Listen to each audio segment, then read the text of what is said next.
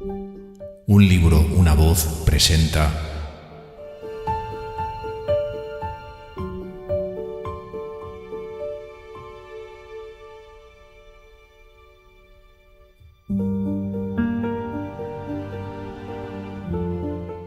Juicio y sentimiento. Un libro escrito por Jane Austen.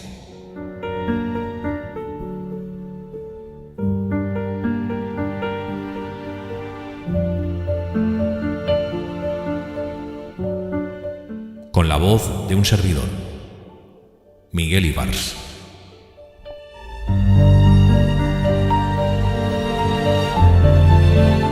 Episodio 10. Capítulo 43. Marian se levantó a la mañana siguiente a la hora acostumbrada. Dijo que estaba mejor a todos cuantos le preguntaron y quiso demostrarlo ocupándose de sus quehaceres habituales. Pero pasarse el día temblando, sentada junto al fuego con un libro en la mano que era incapaz de leer, o echada en un sofá, lánguida y exánime, no parecía indicar mucha mejoría. Y cuando finalmente, a una hora temprana, decidió irse a acostar, cada vez más indispuesta, el coronel Brandon se quedó sencillamente atónito de ver la compostura de Elinor, la cual, aunque la acompañó y atendió todo el día contra su voluntad y la obligó a tomar por la noche las medicinas oportunas, confiaba, como la misma Marian, en la seguridad y la eficacia del sueño y no daba muestras de alarma. Una noche febril y agitada, sin embargo, dio al traste con las esperanzas de ambas, y cuando Marian, después de insistir en levantarse, confesó que era incapaz de tenerse en pie y regresó voluntariamente a la cama, Elinor adoptó rápidamente el consejo de la señora Jennings y avisó al boticario de los Palmer. El boticario acudió, examinó a la paciente y, aunque animó a la señorita Dashwood a esperar que unos pocos días devolvieran la salud a su hermana, al declarar, sin embargo, que su dolencia era de carácter pútrido y al pronunciar sus labios la palabra infección, la señora Palmer empezó en el acto a sentir miedo por su hijo. Pero la señora Jennings, con una ternura que le valió el sincero afecto de Elinor, declaró que estaba decidida a no moverse de Cliffland mientras Marian siguiera enferma, y a esforzarse, con todo tipo de atenciones y cuidados, en ocupar el lugar de la madre de quien ella la había apartado. Y Elinor no dejó de encontrar en su amiga, en todo momento, a una asistente de lo más activa y voluntariosa, dispuesta a compartir todos sus desvelos, y muy útil a menudo por su mayor experiencia como enfermera. La pobre Marian, languideciente y abatida por efecto de la enfermedad y víctima de un general malestar, dejó de albergar esperanzas de mejorar al día siguiente, y pensar lo que el día siguiente podría haber sido si no se hubiese declarado esta desventurada dolencia agravó todas sus manifestaciones, pues aquel día era el previsto para emprender el viaje a Barton, acompañadas durante todo el camino por un criado de la señora Jennings, y así esperaban, a la mañana siguiente, dar una sorpresa a su madre. Lo poco que dijo fue para lamentar esta inevitable demora, y Elinor, por más que quiso, no consiguió levantarle en ánimo ni convencerla, como entonces creía ella de verdad, de que iba a ser muy corta. Poca o ninguna alteración se produjo en el estado de la paciente con el nuevo día. Marian ciertamente no había mejorado, pero tampoco, a pesar de que no se advertían progresos, empeorado. El grupo se redujo, pues, aún más, porque el señor Palmer, pese a su oposición, basada tanto en razones de auténtica humanidad y bondad natural como en que no le gustaba parecer atemorizado por su esposa, se dejó convencer finalmente de cumplir su promesa de seguirla. Y mientras se preparaba para el viaje, también el coronel Brandon, haciendo un esfuerzo mucho mayor, empezó a hablar de marcharse. En este punto, no obstante, la amabilidad de la señora Jennings se impuso de la forma más razonable. Porque prescindir del coronel Brandon mientras la mujer que amaba se desvivía por atender a su hermana significaba, pensó, privarlas a ambos de todo consuelo. Y por tanto, diciéndole que le necesitaba personalmente en Cliffland, que por las tardes, cuando la señorita Dashwood estuviera arriba con su hermana, con quien si no jugaría ella al piquet, etc. Le insistió tanto que el coronel, obedeciendo con un cumplido el primer dictado de su corazón, no pudo siquiera afectar resistencia, y menos aún cuando la súplica de la señora Jennings fue calurosamente secundada por el señor Palmer, que parecía quedarse más tranquilo si en su ausencia dejaba en la casa una persona tan capacitada para auxiliar o aconsejar a la señorita Dashwood en cualquier emergencia. Marian no tuvo, por supuesto, ningún conocimiento de estos arreglos. No supo que había sido la causa de que los dueños de Cleveland abandonaran su propia casa cuando apenas llevaban una semana en ella. No le sorprendió no ver a la señora Palmer y, como eso tampoco le preocupaba, ni siquiera preguntó por ella. 2 días pasaron desde la marcha del señor Palmer y la situación continuó, con pocas variaciones, siendo la misma. El señor Harris, que visitaba a la enferma todos los días, aún aludía con audacia a una rápida recuperación, y la señorita Dashwood se mostraba igual de optimista, pero el pronóstico de los demás no era en absoluto halagüeño. La señora Jennings había decidido, nada más declararse, que Marian jamás se recuperaría del ataque, y el coronel Brandon, que era un oyente inmejorable de los auspicios de la señora Jennings, carecía de medios para vencer su influencia. Trataba de razonar y de librarse de aquellos temores que la distinta opinión del boticario parecía considerar absurdos, pero las muchas horas que pasaba completamente solo en el curso del día no favorecían sino las ocurrencias más aciagas, y no podía quitarse de la cabeza la idea de que nunca más volvería a ver con vida a Marian. Sin embargo, al tercer día por la mañana los fúnebres presagios de ambos casi hubieron de desvanecerse, porque cuando llegó, el señor Harris afirmó que su paciente había mejorado perceptiblemente. Su pulso era mucho más firme y todos los síntomas más favorables que en la visita anterior. Elinor, viendo confirmadas sus mayores esperanzas, saltó de alegría y se felicitó por haber seguido en las cartas que escribió a su madre, más su propio juicio que el ajeno, haber quitado importancia a la indisposición que las retenía en Cleveland y haber casi fijado la fecha en que Marian se encontraría en condiciones de viajar. Pero el día no concluyó con tan buenas señales como había empezado. Hacia la noche Marian volvió a sentirse mal, más cansada, inquieta y desasosegada que antes. Su hermana, sin embargo, todavía optimista, quiso atribuir el cambio al simple hecho de haberse fatigado en el momento de levantarse para que le hicieran la cama, y, administrando escrupulosamente los cordiales prescritos, vio al fin con satisfacción cómo se sumergía en un sueño apacible del que esperaba los efectos más beneficiosos. Marian durmió, no todo lo tranquilamente que Elinor había previsto, un buen rato, mientras ésta, impaciente por observar los resultados, decidía velarla. La señora Jennings, que ignoraba el cambio experimentado por la paciente, se retiró a una hora inusitadamente temprana, mientras su doncella, una de las enfermeras principales, aguardaba en la habitación del guardés, y Elinor se quedaba sola con Marian. El sueño empezó a ser cada vez más inquieto, y Elinor, viendo con atención infatigable sus continuos cambios de postura y oyendo los frecuentes pero inarticulados quejidos que escapaban de sus labios, a punto estuvo de despertarla de un sopor tan angustioso cuando Marian, a quien había repentinamente desvelado un ruido casual de la casa, se incorporó sobresaltada y con violencia febril exclamó: «¿Ha venido, mamá?» «Todavía no», contestó Elinor, disimulando su temor y ayudándola a echarse otra vez. «Pero no creo que tarde en llegar. Ya sabes que hay mucho camino desde Barton». «Pero que no pase por Londres», dijo Marian, igual de inquieta. «Si pasa por Londres, ya nunca la veré». Elinor se asustó al advertir que no estaba del todo consciente y, mientras intentaba tranquilizarla, se apresuró a tomarle el pulso. Era más débil y rápido que nunca, y viendo que no dejaba de invocar con furia el nombre de su madre, creció tan deprisa su alarma que tomó la decisión de llamar enseguida al señor Harris y enviar un mensajero a Barton en busca de su madre. Consultar al coronel Brandon la mejor manera de hacer esto último fue la idea que siguió inmediatamente la resolución de llevarlo a cabo, y, en cuanto hubo tocado la campanilla y dejado a la doncella ocupando su lugar junto a la enferma, bajó corriendo al salón, donde sabía que el coronel solía hallarse, aunque por lo general a una hora más avanzada que la presente. No hubo tiempo para vacilaciones. Sus temores y dificultades fueron expuestos sin dilación. El coronel no tuvo ánimos ni confianza para tratar de disipar sus temores. Los escuchó con silencioso desaliento, pero las dificultades fueron vencidas en el acto, pues con una presteza que parecía indicar que la ocasión y el servicio habían sido ya previstos y arreglados en su pensamiento, se ofreció como mensajero para ir en busca de la señora Dashwood. Las protestas de Elinor no llegaron al punto de no poder ser rebatidas fácilmente.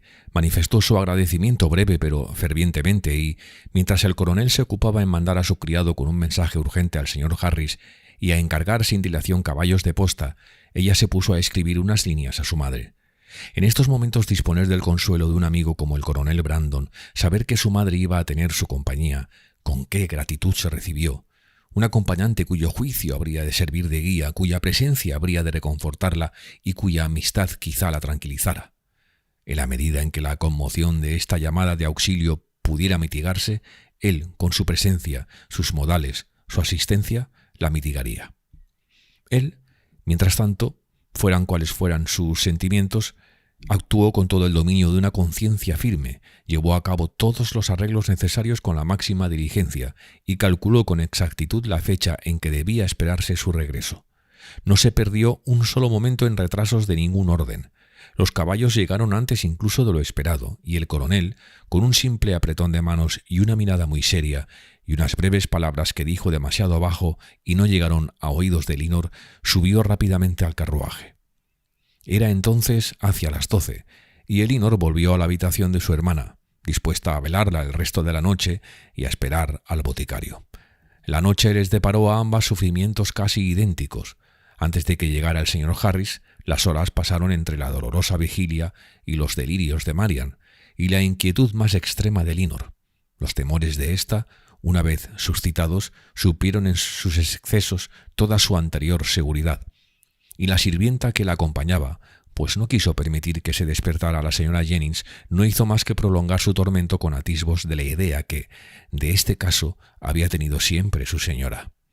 Los pensamientos de Marian aún se consagraban, a intervalos, a su madre, y siempre que pronunciaba su nombre, el corazón de la pobre Elinor daba un respingo, porque, culpándose por su negligencia durante tantos días de enfermedad y desesperando de toda mejoría inmediata, pensaba que pronto todos los remedios serían inútiles, que todo se había retrasado demasiado, y ya imaginaba que su desgraciada madre no llegaría a tiempo de volver a ver a su hija querida con vida o en uso de su razón. A punto estaba de llamar de nuevo al señor Harris o, si éste no podía acudir, a algún otro consejero, cuando el boticario, finalmente, a eso de las 5, se presentó. Su parecer, no obstante, apenas compensó la demora, pues, aunque reconoció una evolución inesperada y desfavorable en su paciente, no quiso admitir que el peligro fuese grave, y se refirió al remedio que un nuevo tratamiento iba a procurar con una seguridad de la que, en menor grado, Elinor se hizo partícipe. Prometió volver al cabo de 3 o 4 horas y se despidió de la paciente y de su consternada acompañante dejándolas más serenas de lo que las había encontrado. Enormemente preocupada y con muchas recriminaciones por no haber sido llamada en su auxilio, recibió al día siguiente la señora Jennings la noticia de lo ocurrido. Sus previos temores, que renacieron entonces con mayor razón, no le permitieron dudar del acontecimiento. Y aunque intentó consolar de palabra a Elinor, convencida como estaba del peligro que corría su hermana, no pudo ofrecerle el consuelo de la esperanza. Tenía el corazón totalmente traspasado. El súbito declive, la temprana muerte de una muchacha tan joven, tan adorable como Marian, habría impresionado y preocupado hasta a una persona menos allegada. De la compasión de la señora Jennings, la muchacha podía exigir algo más.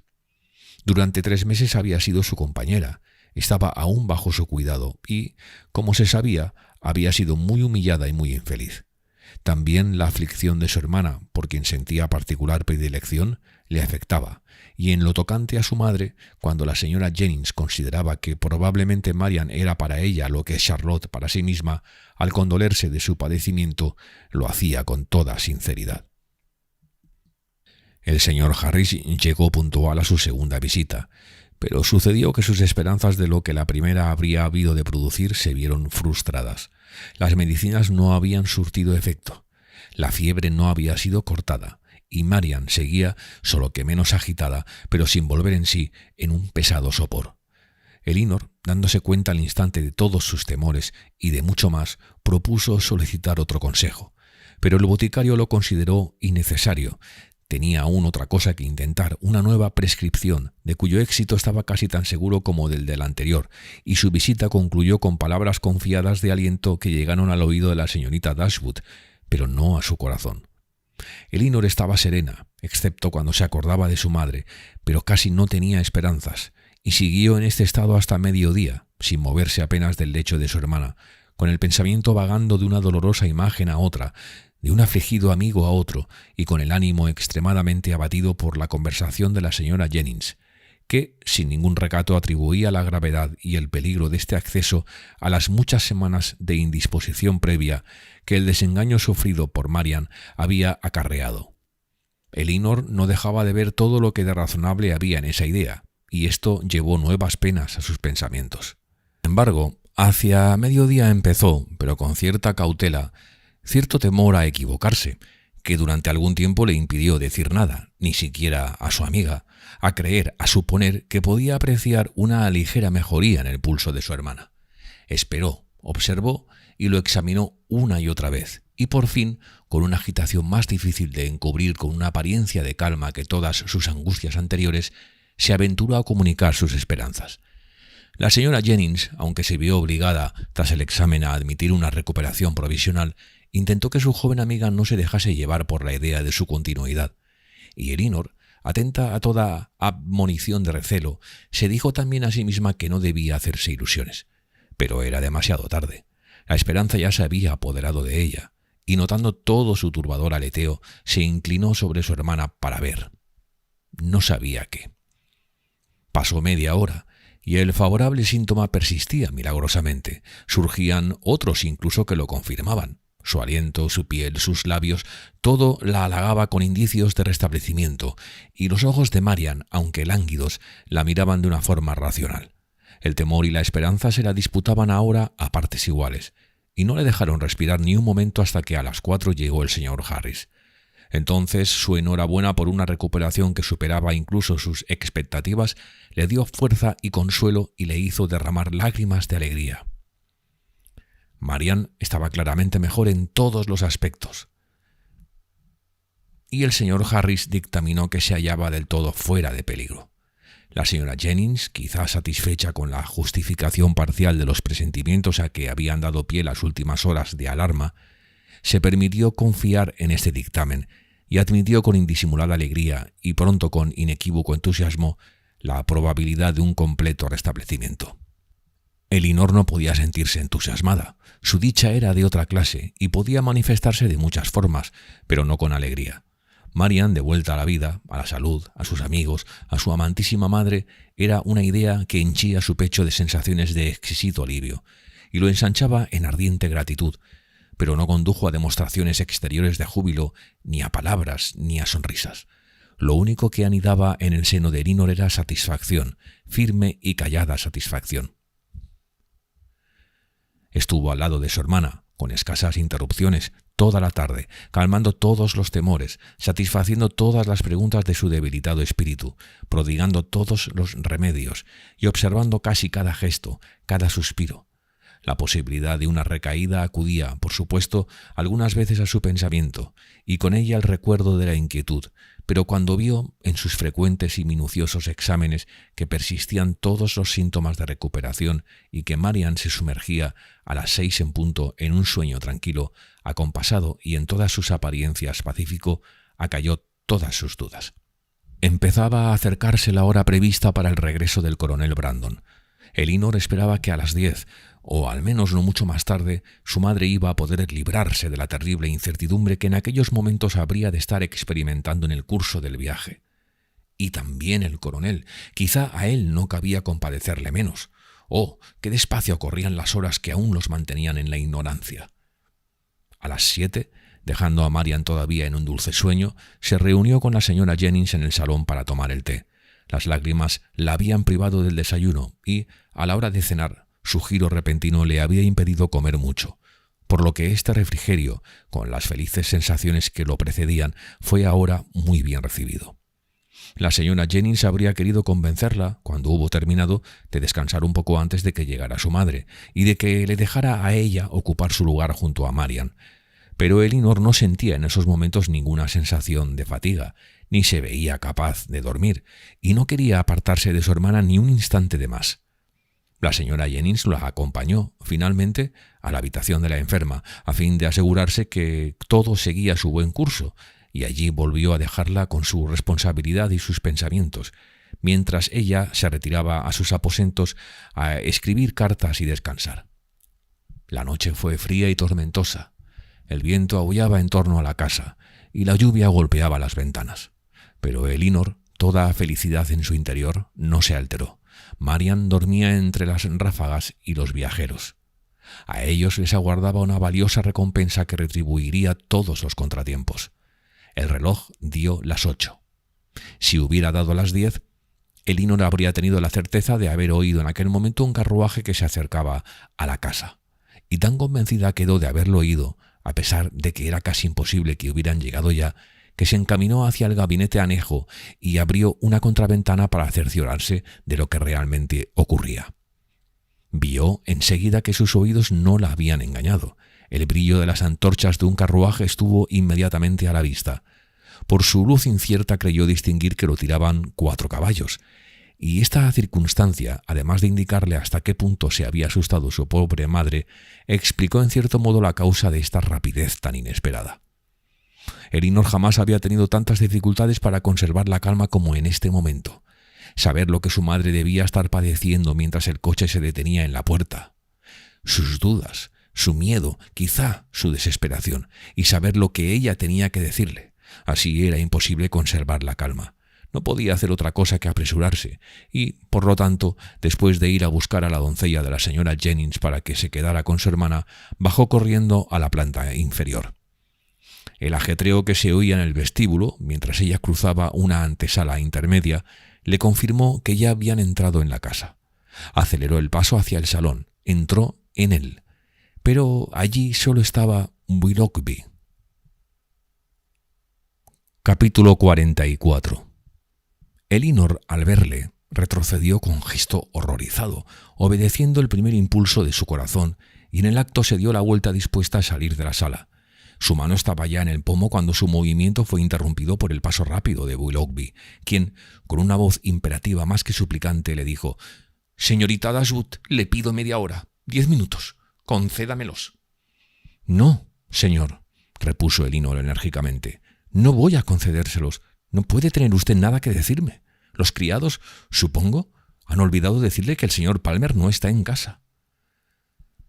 «Si me hubieran dicho», exclamó él con vehemencia, «que el señor Palmer y toda su familia se habían ido al infierno, tampoco me habría quedado en la puerta. Lo que aquí me trae tiene que ver con usted, y con usted solo». «¿Conmigo?», dijo Elinor, confundida en grado sumo. «Pues bien, señor, dese prisa, y, si puede, sea menos brusco. Siéntese, y la complaceré en ambas cosas». Elinor vaciló, no sabía qué hacer. Pensó en la posibilidad de que llegara el coronel Brandon y los encontrase, pero había prometido escucharle, y su curiosidad no estaba menos comprometida que su honor. Tras un momento de reflexión, por tanto, concluyendo que la prudencia requería diligencia y que era conveniente que su consentimiento la procurase, se encaminó silenciosamente hacia la mesa y tomó asiento.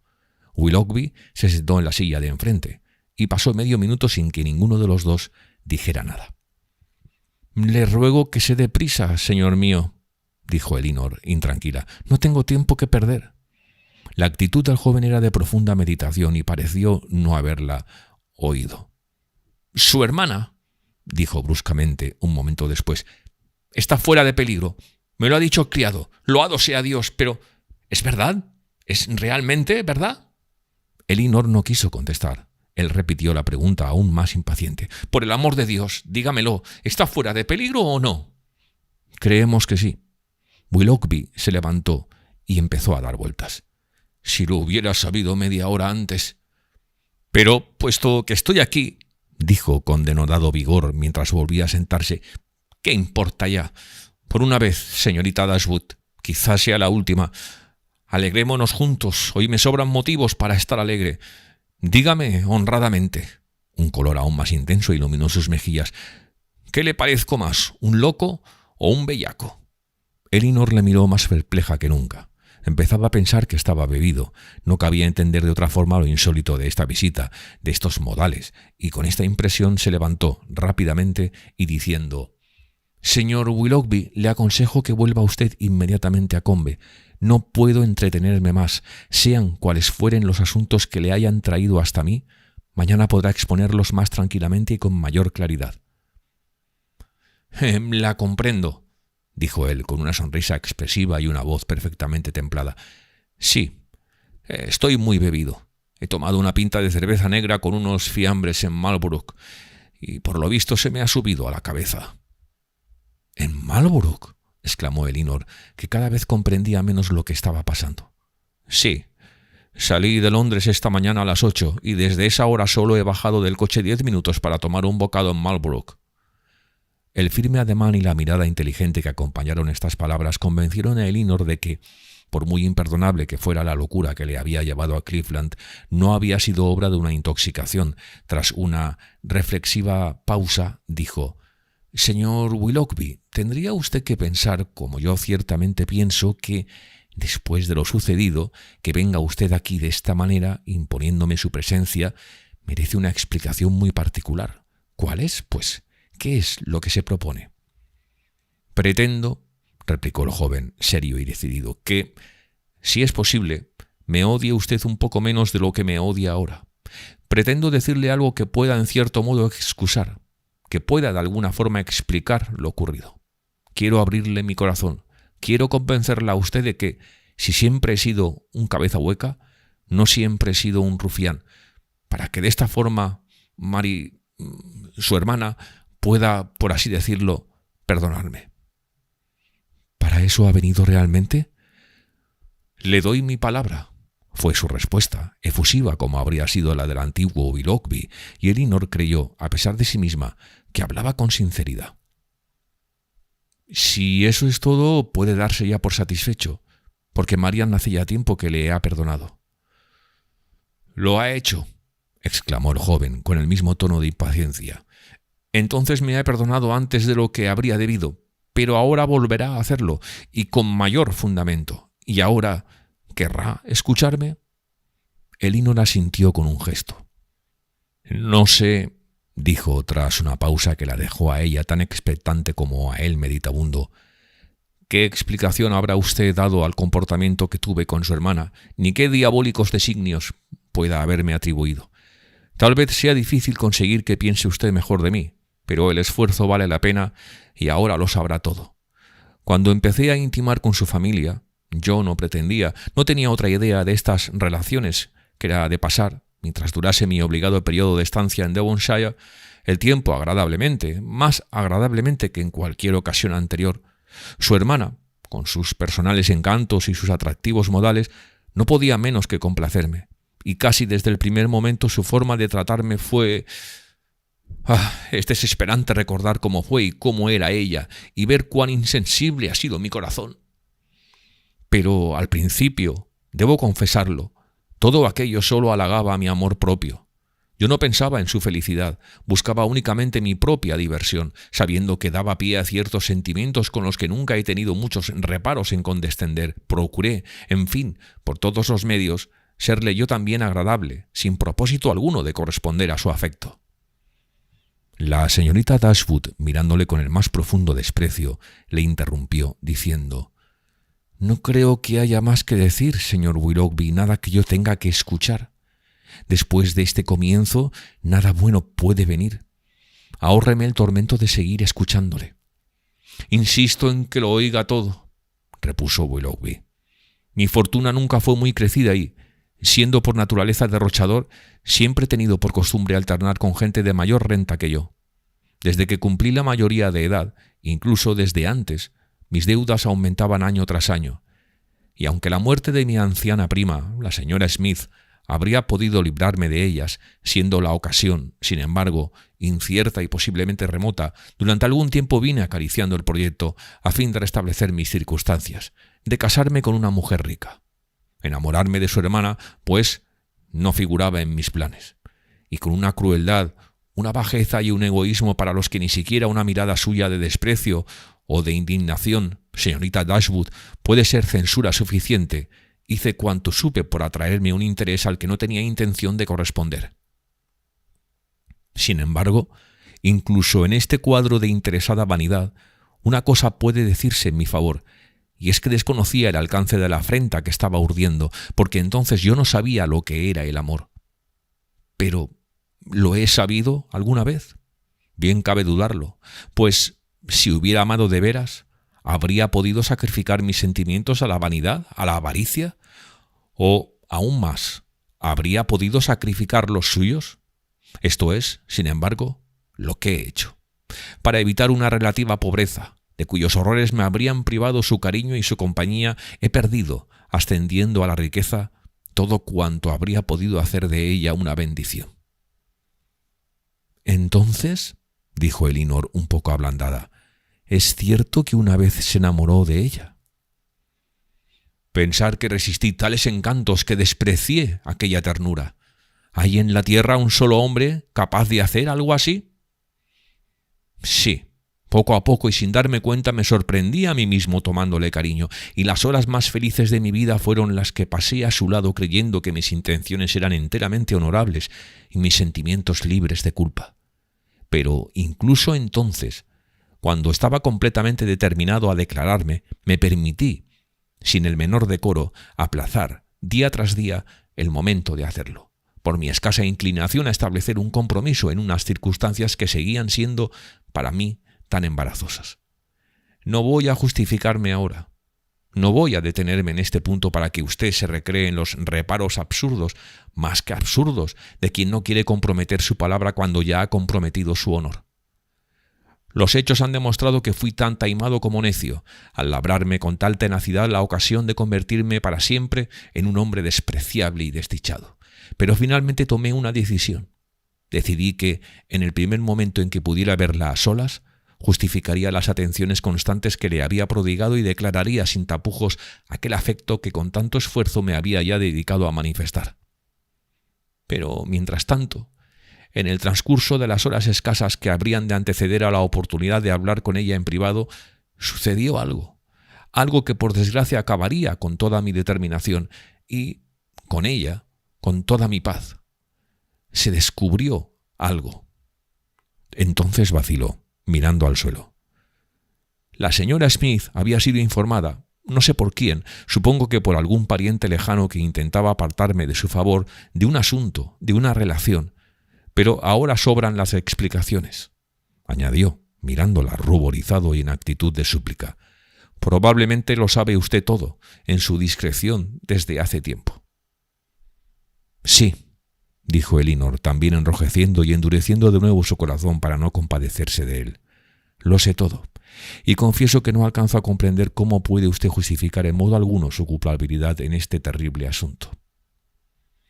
Recuerde usted, exclamó Willoughby, ¿de quién proceden sus informaciones? ¿Cabe esperar de ellas imparcialidad? Admito que yo habría tenido que respetar su posición y su nombre. No pretendo justificarme, pero tampoco puedo dejarla en el supuesto de que no tengo nada que alegar, de que ella era irreprochable porque fue humillada, de que tenía que ser una santa porque yo era un libertino. No aspiro, en cualquier caso, a defenderme. Su afecto por mí merecía mejor trato, y a menudo recuerdo, con grandes remordimientos, su magnífica ternura a la que una vez, por muy breve tiempo, hube en cierto modo de corresponder. Ojalá, se lo digo sinceramente, nunca hubiera ocurrido, pero yo me he humillado más que ella, y he humillado a alguien que sentía por mí, ¿puedo decirlo?, un amor que no era menos vivo que el de ella, a alguien cuyo espíritu, qué infinitamente superior. Pero su indiferencia a esa desventurada muchacha, debo decirlo, por poco que me agrade discutir un asunto así, su indiferencia no excusa su cruel abandono. No se crea usted disculpado por una debilidad o un defecto natural del entendimiento de ella, pues es evidente en usted una crueldad irresponsable. Usted debía conocer, mientras se divertía en Devonshire acariciando nuevos proyectos, siempre alegre, siempre feliz, que ella se encontraba reducida a la mayor indigencia.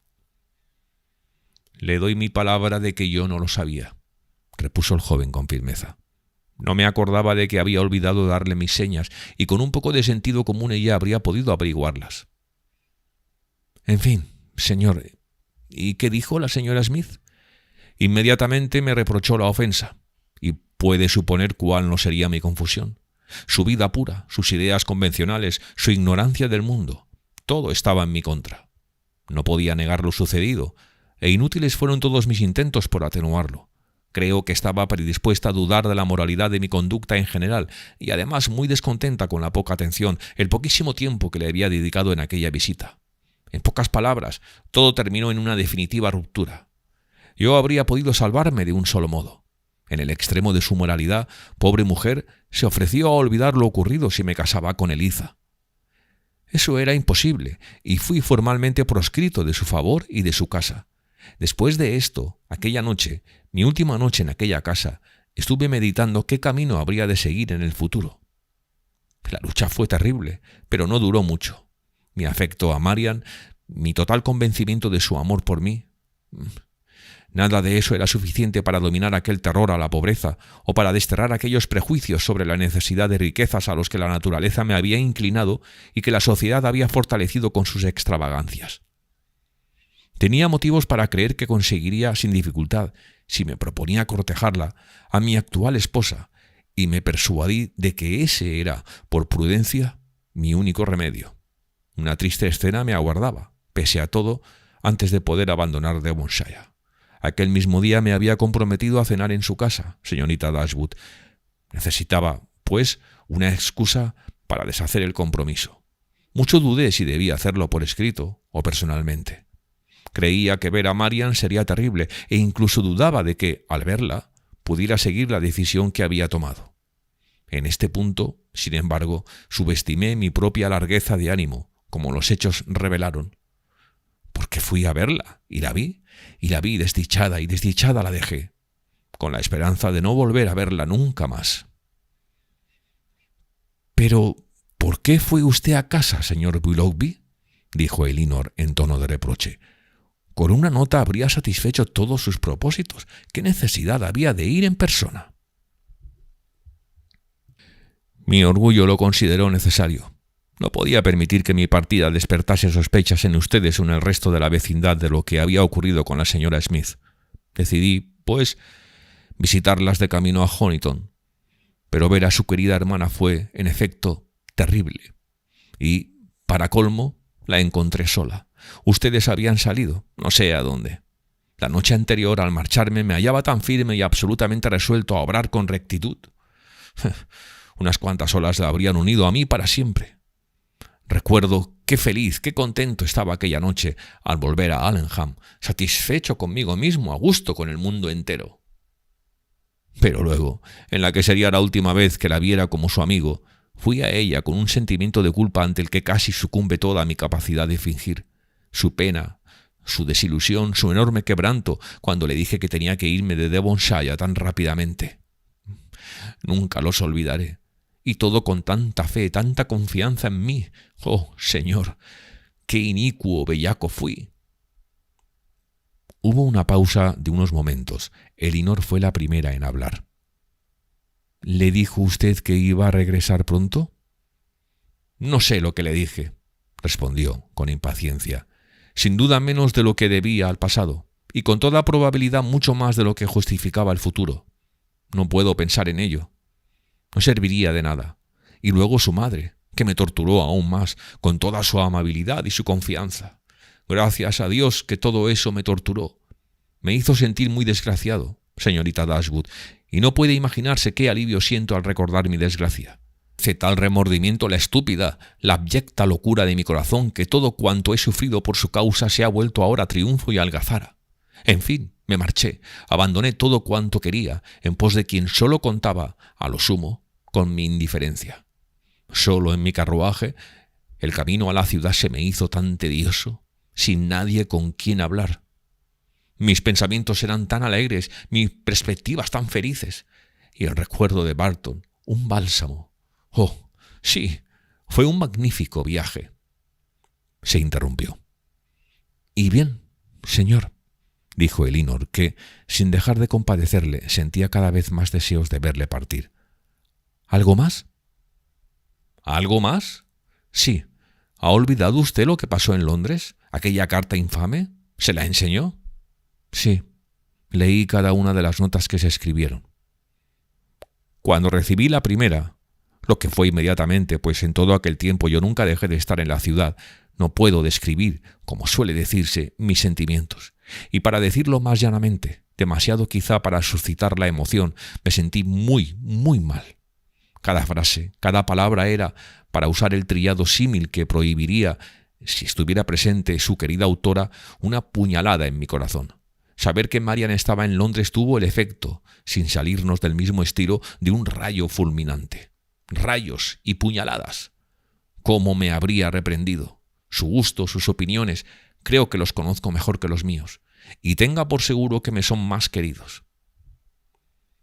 El corazón de Elinor, que había sufrido muchos vaivenes en el curso de esta conversación extraordinaria, volvió a ablandarse otra vez. Aún así, creyó que era su deber impedir que nacieran en su interlocutor ideas de aquella naturaleza. «No puede decir eso, señor Willoughby. Recuerde que está casado. Cuénteme únicamente lo que su conciencia le diga que necesito oír». La nota de Marian confirmaba que seguía queriéndome igual que en aquellos días, que a pesar de las muchas semanas de separación, sus sentimientos eran igual de constantes e igual su fe en la constancia de los míos, y eso desveló todo mi remordimiento. Digo desveló porque el tiempo, Londres, las ocupaciones y las disipaciones lo habían en cierta forma adormecido, y había empezado a convertirme en un tipejo sin alma, a imaginar que ella no me importaba, a querer imaginar también que yo le importaba a ella cada vez menos.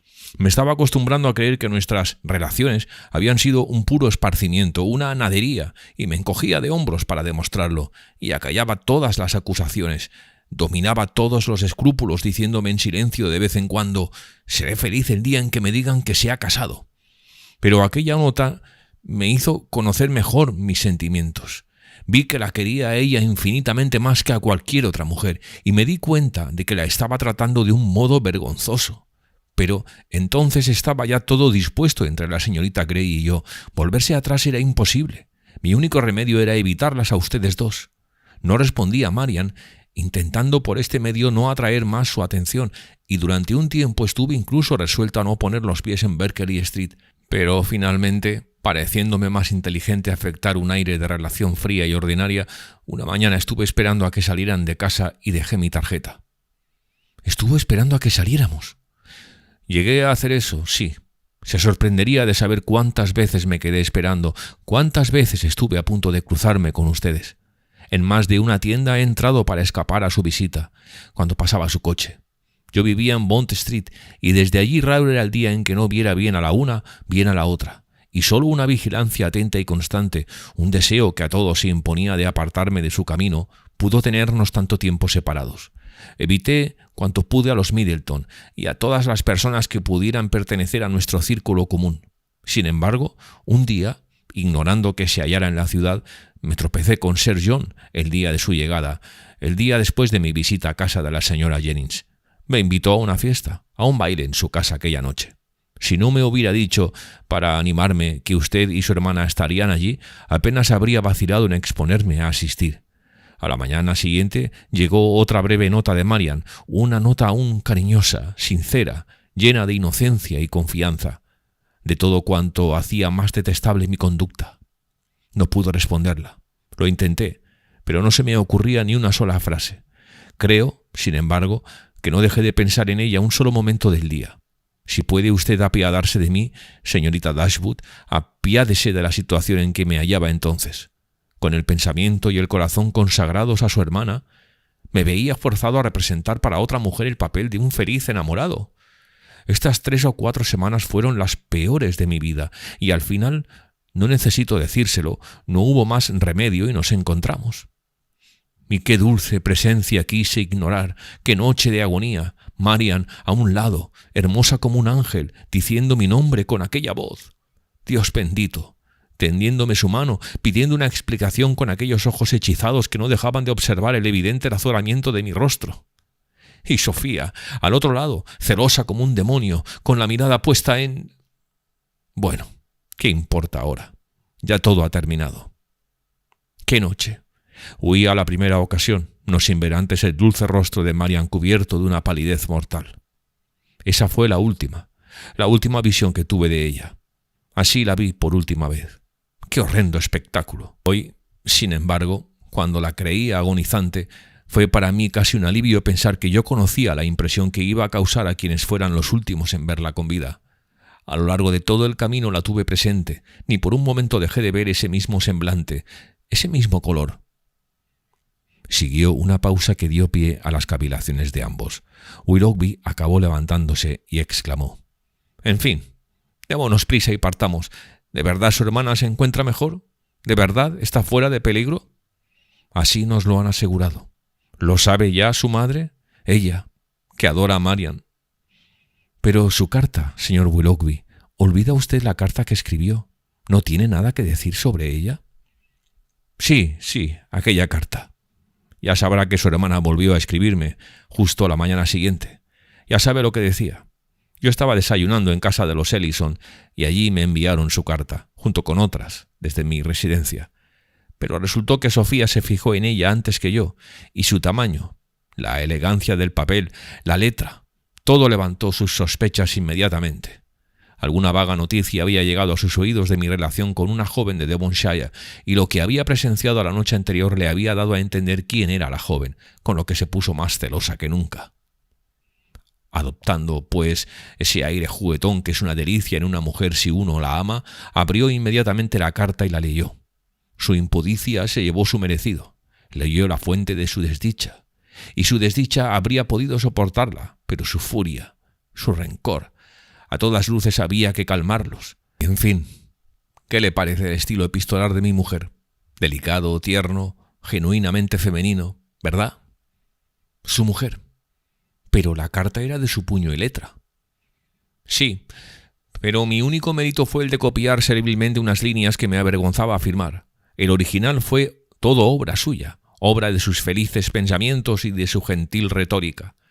Pero ¿qué podía hacer yo? Estábamos comprometidos, todo estaba dispuesto, el día de la boda casi fijado.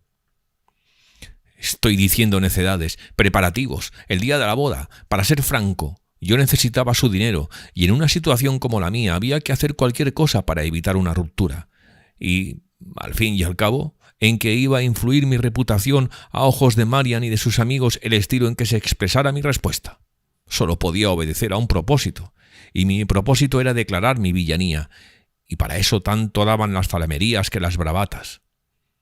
He perdido para siempre su consideración, me dije, su compañía y sus amigos me estarán vedados para siempre. Ellos ya me creen un hombre sin principios. Con esta carta lo único que harán será creerme también un canalla. Tales eran mis razonamientos mientras copiaba, en una especie de desesperada indiferencia, las palabras de mi mujer y decía adiós a mis últimas reliquias de Marian. Fui obligado a entregar sus 3 cartas. Por desgracia, las llevaba todas en la cartera. Si no, habría negado su existencia y las habría conservado toda la vida. Y ni siquiera pude besarlas. Y el mechón de pelo también lo llevaba siempre en la cartera que ahora la señora registraba con el más ingrato tesón. Aquel querido mechón. Todos sus recuerdos me fueron arrebatados. Qué equivocado está, señor Willoughby. Qué reprobables son sus palabras, dijo Elinor con una voz que traicionaba, contra su voluntad, la emoción que sentía. No puede usted hablar así de la señora Willoughby ni de mi hermana. Usted eligió. Nadie le obligó. Su esposa tiene derecho a su delicadeza, a su respeto, al menos. Tiene que quererle. Si no, no se habría casado con usted. Tratarla desconsideradamente, hablar de ella a la ligera no es una reparación para Marian. Y no puedo pensar que sea un alivio para usted. No me hable de mi mujer, dijo Willoughby con un hondo suspiro. No se merece su compasión. Ella sabía que yo no la amaba cuando nos casamos. Y sí, nos casamos y vinimos a Combe Magna en busca de felicidad y luego volvimos a Londres en busca de placeres. ¿Y ahora se compadece de mí, señorita Dashwood, o todo lo que he dicho ha sido en vano? ¿Soy, aunque solo sea un poco, menos culpable a sus ojos de lo que era antes? No siempre tuve malas intenciones. ¿He justificado de algún modo, en alguna medida, mi culpa? Sí, en verdad algo ha cambiado, un poco. Ha demostrado ser, en conjunto, menos culpable de lo que le había creído. Ha demostrado tener un corazón menos inicuo, mucho menos inicuo. Pero no sabría decir el daño y la tristeza que ha infligido. No se me ocurre qué habría podido ser peor. ¿Querrá usted decirle a su hermana cuando mejore lo que le he dicho a usted? Permita que también en su consideración entre un poco de luz. Me dice que ella ya me ha perdonado. Permítame pensar que un conocimiento más profundo de mi corazón, de mis actuales sentimientos, creará en ella una misericordia más espontánea, más natural, más dulce, menos solemne. Cuéntele mi desolación, mi arrepentimiento. Dígale que mi corazón nunca dejó de serle fiel y, si quiere, que en estos momentos me es más querida que nunca. Le diré todo cuanto haga falta para lo que puede llamarse relativamente su justificación. Pero no me ha explicado la razón concreta de su presencia aquí, ni cómo supo que estaba enferma. Anoche, en el vestíbulo del teatro de Drury Lane, me encontré con Sir John Middleton y cuando me reconoció, por primera vez en estos 2 meses, me saludó. No me extrañaba, ni le guardaba rencor por ello, que me hubiera retirado el saludo desde el día de mi boda. Ayer, sin embargo, su talante bien intencionado, honorable e inocente, lleno de indignación contra mí y de inquietud por su hermana, no pudo resistir la tentación de decirme lo que sabía que debería, aunque probablemente él no creyera que fuese a hacerlo, afligirme horriblemente. Del modo más franco, pues, me dijo que Marian Dashwood se estaba muriendo en Cleveland de una fiebre pútrida, que había recibido una carta por la mañana de la señora Jennings en la que decía que corría un gran peligro, que los Palmer habían huido aterrorizados, etc. Me impresionaron tanto estas noticias que ni siquiera ante un hombre tan poco avispado como Sir John pude fingir ser insensible. Su corazón se ablandó al ver sufrir el mío, y buena parte de su indisposición contra mí había desaparecido cuando nos despedimos. Casi me estrechó la mano mientras me recordaba una antigua promesa de regalarme un cachorro de pointer. Lo que sentía al oír que su hermana se estaba muriendo y pensando de mí que era el mayor villano sobre la faz de la tierra, llena de odio y de desprecio en sus últimos momentos. ¿Por qué? ¿Qué nefastos planes no me habría imputado? ¿Cómo saberlo? Estaba convencido de que había alguien que me creería capaz de cualquier cosa. ¡Qué horrible impresión tuve! No tardé en tomar una decisión y esta mañana, a las 8, estaba ya en mi carruaje. Ahora lo sabe todo. Elinor no contestó. Pensaba, silenciosa y concentrada, en el daño irreparable que una independencia económica demasiado prematura y los subsiguientes hábitos de ociosidad, disipación y lujos habían causado en el espíritu, la reputación y la felicidad de un hombre que, a todas sus cualidades de presencia y talento, unía un talante sincero y honrado por naturaleza y un carácter afectuoso y sensible. El mundo lo había convertido en un ser extravagante y vano. La extravagancia y la vanidad le habían hecho desalmado y egoísta. La vanidad, buscando por cuenta ajena su propio triunfo culpable, le había atrapado en un amor verdadero que la extravagancia, o cuando menos su hija, la indigencia, había exigido sacrificar. Todas las reprobables inclinaciones que le llevaban al mal le habían llevado igualmente al castigo. El amor, del que contra el honor, contra el sentimiento, contra cualquier razón superior se había querido apartar, gobernaba ahora, cuando ya no era concebible, todos sus pensamientos. Y la alianza que había sido, de forma poco escrupulosa, causa de la desolación de su hermana probablemente acabase siendo una fuente de infelicidad para él de naturaleza aún más incurable. De este ensimismamiento la sacó, al cabo de unos minutos, Willoughby, quien, saliendo de un ensimismamiento al menos igual de doloroso, se levantó, dispuesto a marcharse, y dijo: «Ya no tengo nada que hacer aquí. Debo marcharme». «¿De regreso a la ciudad?» «No, voy a ir a Combe Magna. Me esperan algunos asuntos. De allí volveré a la ciudad, en un par de días. Adiós». Le tendió la mano. Ella no pudo negarse a ofrecerle la suya. Willoughby la estrechó con cariño. «¿De verdad piensa ahora un poco mejor de mí?», dijo, desasiéndose y apoyándose en la repisa de la chimenea como si hubiera olvidado que iba a marcharse. Elinor le aseguró que sí, que le perdonaba, que tenía su compasión y sus deseos de bienestar, que le interesaba incluso su felicidad, y añadió algún amable consejo sobre la conducta con más posibilidades para conseguirla. Él contestó sin mucha convicción. «En cuanto a ser feliz», dijo, «trataré, en lo que pueda, de sobrevivir en este mundo. La felicidad hogareña es impensable. Sí puedo, sin embargo, permitirme creer que a usted y a los suyos les preocupan mi sino y mis actos. Ese será el camino. quizá pueda prevenirme contra. Como poco, será algo por lo que vivir. Sin duda, he perdido a Marian para siempre. Ni siquiera si, por un bendito azar, volviera a ser libre.